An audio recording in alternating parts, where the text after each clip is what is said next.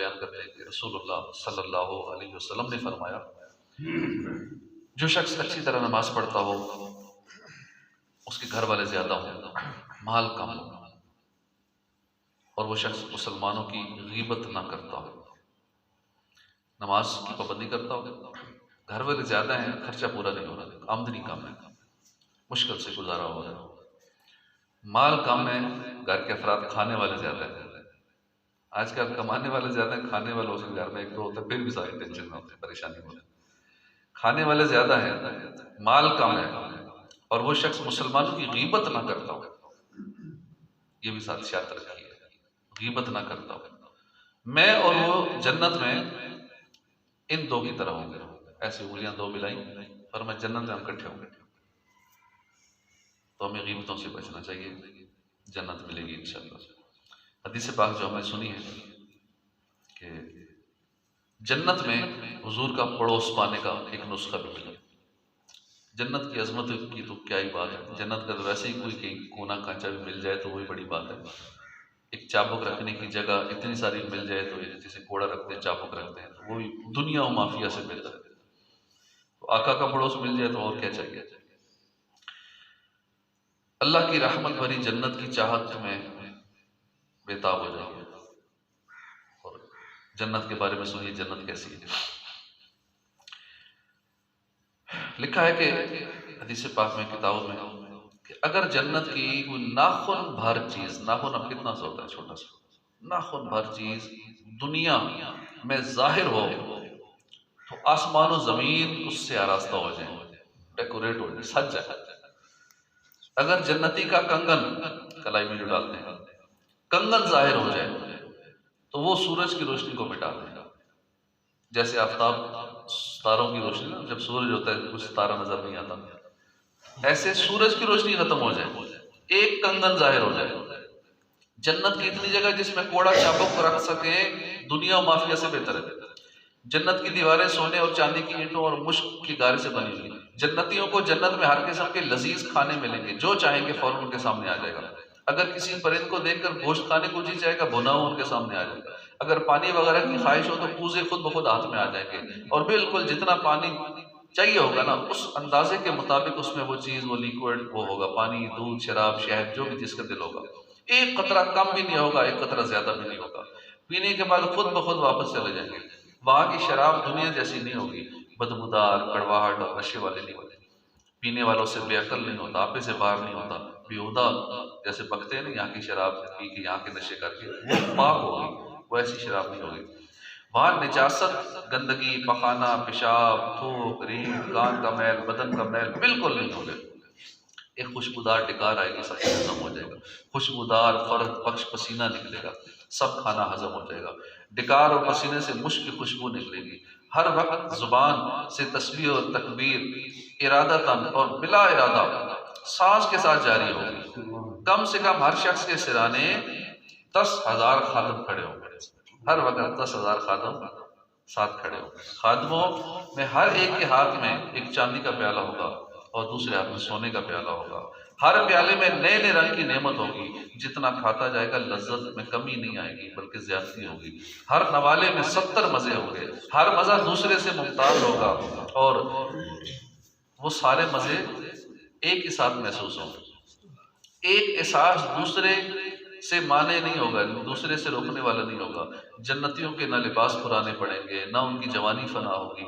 अगर जन्नत का कपड़ा दुनिया में पहना जाए तो जो देखे बेहोश हो जाए, और लोगों की निगाहें उसका तहम्मुल न कर सकें, बर्दाश्त न कर सकें। अगर कोई और समंदर में थूक दे तो समंदर के पानी मीठा हो जाए, उसकी शीरीनी से, उसके मिठास की वजह से समंदर मीठे हो जाए। और एक रिवायत में है कि अगर जन्नत की औरत 7 समुद्र में थूके तो वो शहद से ज्यादा मीठे हो जाए।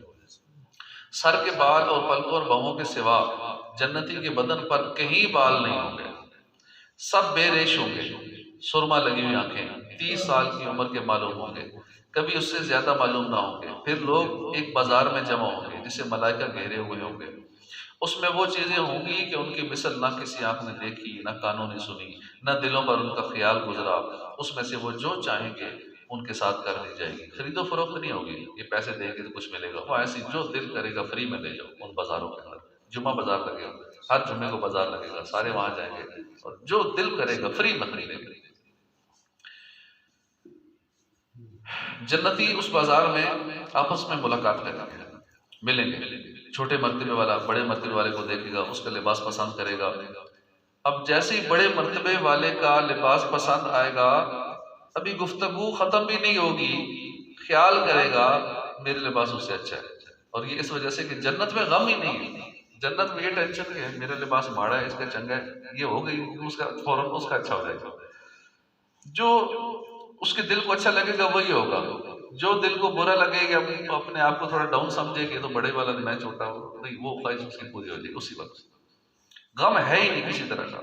जन्नती आपस में मिलना चाहेंगे तो खुद ब खुद तख्त करीब चले जाएंगे। जहमत नहीं करनी पड़ेगी, यहाँ से गेट तक जाना है तो पैदल चल के जाना है, उठना है, तकलीफ करनी है, घुटने दर्द है, कमर में दर्द है, वहां ये मसला नहीं है। वहां खुद ब खुद बैठे बैठे तख्तों पे टेक लगा के तकिए लगाए बैठे होंगे, खुद ही तख्त उड़ के मिलना चाहेंगे कि उधर साहब के पास चलते हैं, इनके पास चलते हैं, इधर जाते हैं, इजाज साहब से मिलते हैं, ये अपने तख्त पे बैठे होंगे, वहां तख्त ही करीब चले जाएंगे और गपशप लगाएंगे, दुनिया की बातें होंगी, वहां की बातें होंगी, मजे कर लेंगे। वहां जो दिल करेगा खाएंगे पिएंगे बातें करेंगे, तो इधर उधर जाने की भी कोई तकलीफ नहीं है।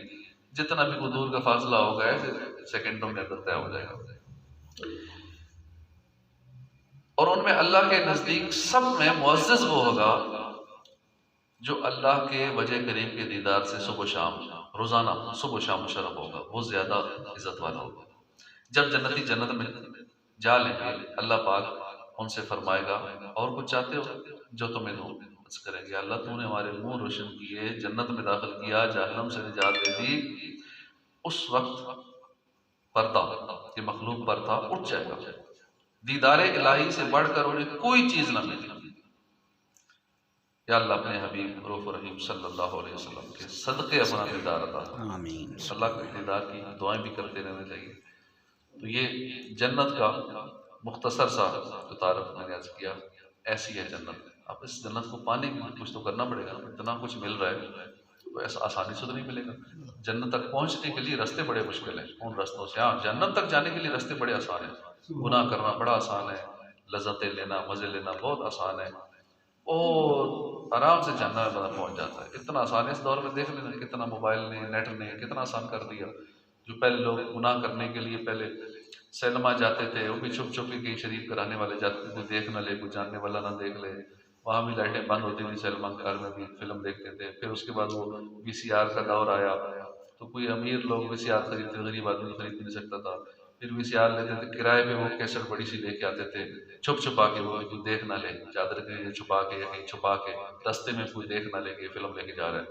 अब एक फिल्म देखने के लिए कितने कुछ करना पड़ता था, पैसे जमा करके घरों की चीज़ें बेच के हमारे नौजवान और ये लोग इस तरह करते थे। फिर आस्ता आस्ता काम आसान होता चला गया, फिर घरों में ये टेपें और सीढ़ियाँ तो वीसीडियाँ दिया अभी करते करते अब कितना आसान हो गया।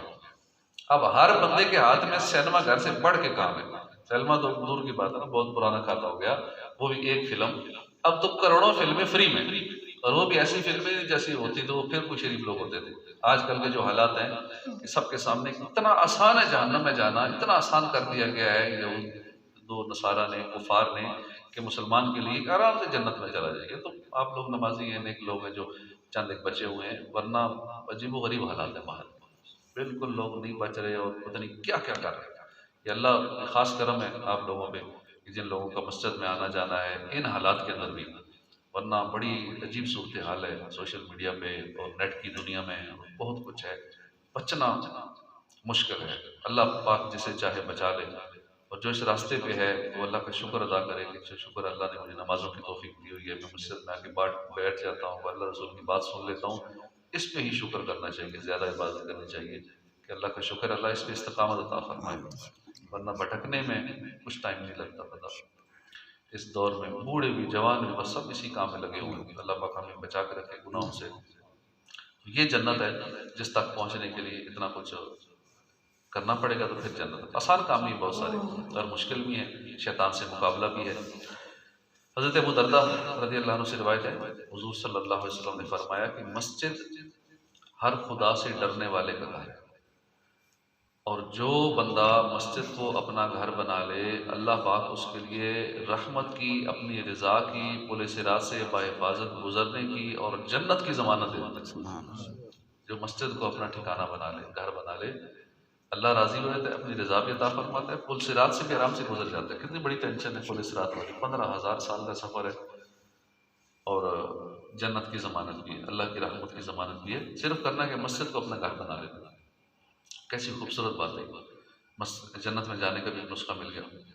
मस्जिद के साथ गहरा ताल्लुक बनाए, रहमत भी मिलेगी, अल्लाह की रज़ा मिलेगी, जन्नत में जाना नसीब होगा। आजकल लोग ऐसा ताल्लुक मस्जिद से रखते हैं कि जैसे मुसाफिर खाने से रखते हैं। अजान हुई, मस्जिद में आए, एंड पे आए, नमाज पढ़ी, चले गए। ये भी अकल कलील है, यानी बहुत थोड़े लोग करते हैं। कितने ऐसे हैं जो नमाज की परवाह नहीं करते। अल्लाह पाक ने तौफीक बख्शे, हमारे हाल पर रहम फरमाए। खैर जो नमाजें पढ़ते हैं उनका भी ये हाल है कि आए, नमाज पढ़ी, चलते बने। जबकि हमारी दुकान, हमारे घर के साथ हमारा ताल्लुक कैसा है ये हम गौर कर रहे हैं, हमारे ऑफिस के साथ ताल्लुक कैसा है वो हम गौर कर रहे हैं। बिल्कुल उल्ट है। जिस तरह हमारा घर में दिल लगता है उस तरह मस्जिद में दिल नहीं लगता। मस्जिद एक फॉर्मेलिटी के लिए आए, चले गए। दिल घर में लगेगा, ऑफिस में लगेगा, दुकान पे लगेगा, अपने कारोबार पे लगेगा। ये हमारा हाल है।